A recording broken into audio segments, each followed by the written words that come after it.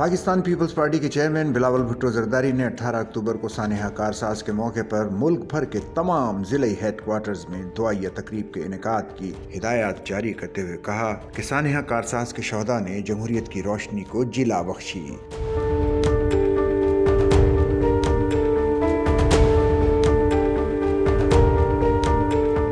انہوں نے کہا کہ پاکستان کے ہر ضلع میں ہونے والی ان تقاریب میں پیپلز پارٹی کے کارکنان، ہمدرد، تنظیمی عہدیداران، ٹکٹ ہولڈرز اور منتخب نمائندے اپنے اپنے اضلاع میں شریک ہوں۔ واضح رہے کہ بلاول ہاؤس کراچی میں پاکستان پیپلز پارٹی کی سینٹرل ایگزیکٹو کمیٹی کا ایک اہم اجلاس ہوگا۔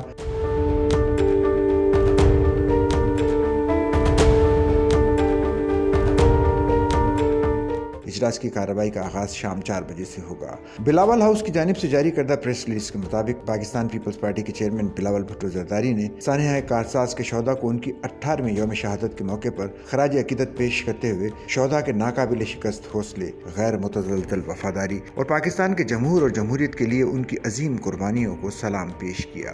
انہوں نے اس عزم کا اظہار کیا کہ وہ شہید محترمہ بے نظیر بھٹو اور کارساز کے شہداء کے مشن کو آگے بڑھائیں گے تاکہ ایک ایسا پاکستان تعمیر ہو جہاں جمہوریت، مساوات اور انصاف کی حکمرانی ہو۔ انہوں نے کہا کہ ہمارے شہداء کا لہو آج بھی ایک پرامن، جمہوری اور خوشحال پاکستان کی جانب ہمارے سفر کو روشن کر رہا ہے۔ انہوں نے کہا کہ آمریت اور دہشت گردی نے گٹھ چھوڑ کر کے شہید محترمہ بے نظیر بھٹو کے کارواں پر ہولناک حملہ کیا۔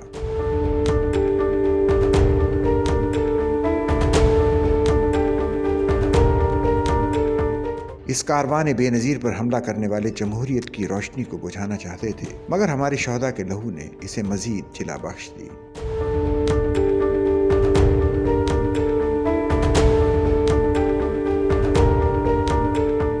سچل نیوز نیٹ ورک کی ویڈیوز میں خوش آمدید۔ ناظرین، ویڈیو سے متعلق اپنی قیمتی رائے کا اظہار کمنٹ باکس میں ضرور کریں اور چینل کو سبسکرائب کریں۔